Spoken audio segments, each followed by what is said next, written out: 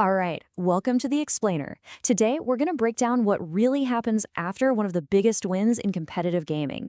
The glory is real, but the money, well, that's a completely different story.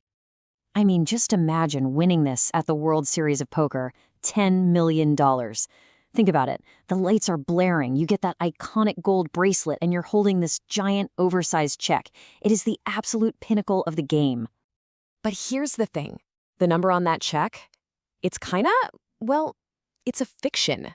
The journey from that glorious moment to what actually lands in your bank account is a wild, wild ride through taxes, investors, and a whole lot of legal fine print. So let's dive in and start peeling back the layers on the solution, shall we? Because what the pros know and what we're about to find out is that the number that truly matters is much, much smaller. Okay, so this right here is the first and honestly the most critical piece of the puzzle. The IRS doesn't see your win as some special prize. It's just ordinary income. They don't care one bit about your brilliant bluffs or the drama of the final hand. To them, you just did a job, and that prize is your paycheck. So what does that mean? It means the second you win, a huge chunk of that prize money, poof, it already belongs to the government. You're instantly launched into the highest possible federal tax bracket.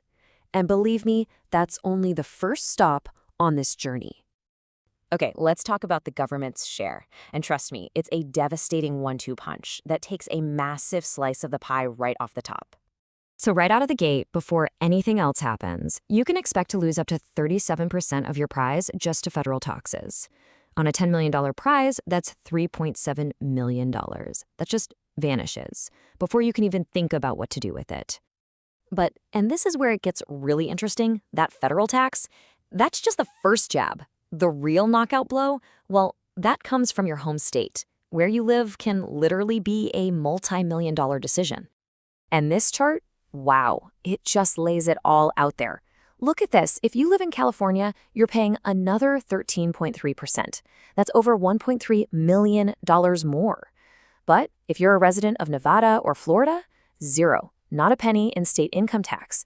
And believe me, that's no accident. That is a core financial strategy for a lot of professional players. All right, next up, we're going to peel back another layer that most fans just never get to see, the whole hidden world of financial backing in professional poker.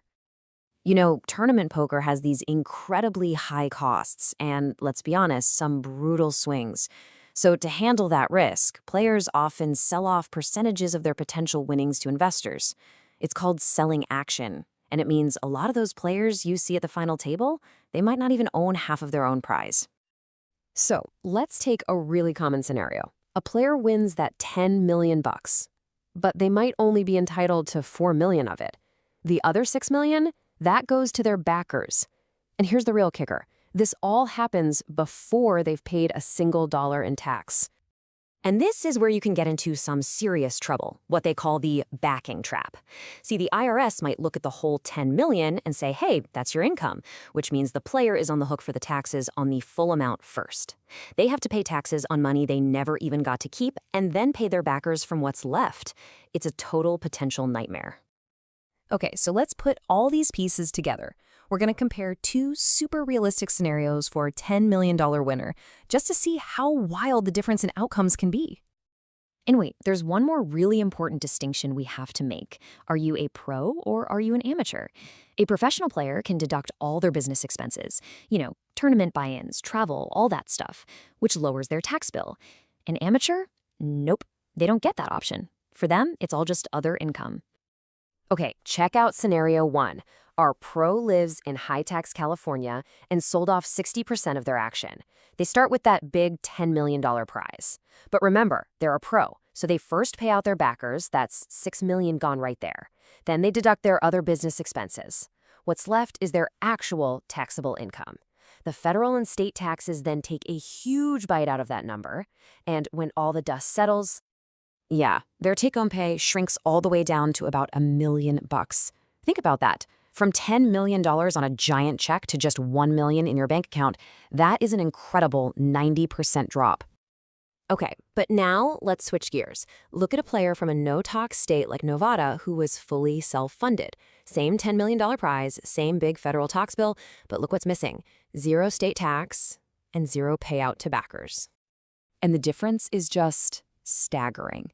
A take-home of $6.3 million. That is more than 6 times the money. And why? Simply because of smart financial planning and residency choices they made way before they even got to the table. And this all brings us to the final, and probably the most important lesson in all of this. The game is not over when the last card hits the felt. In fact, in a lot of ways, the real final table is just getting started. Look, winning the tournament takes incredible skill at the card table, no doubt. But actually keeping the money, that takes a completely different set of skills. It's all about financial discipline. It's about getting experts on the phone immediately, documenting every single handshake deal, and thinking about a long-term plan, not just what cool stuff you're going to buy tomorrow. So the big takeaway here is this. Great players win on the felt, for sure. But the truly savvy winners, they manage the aftermath to lock down their future. That gold bracelet, that's forever. It's a symbol. But the money, man, that can disappear so fast if you're not careful. There's a quote that just sums this up perfectly. Winning the main event makes you a champion. Understanding what you keep makes you a professional. See, for the real pros, the game just keeps going long after the cameras have packed up. So what about you? The next time you see someone holding one of those giant checks, are you just going to see the big number? Or are you going to see the whole complicated, crazy story behind it? Kind of changes how you look at every jackpot, doesn't it? Thanks so much for joining us for this explainer. Start a live chat now to join one of our clubs or ask us any questions. Message at BluffingMonkeys24_7 on Telegram or visit bluffingmonkeys.com and start a live chat.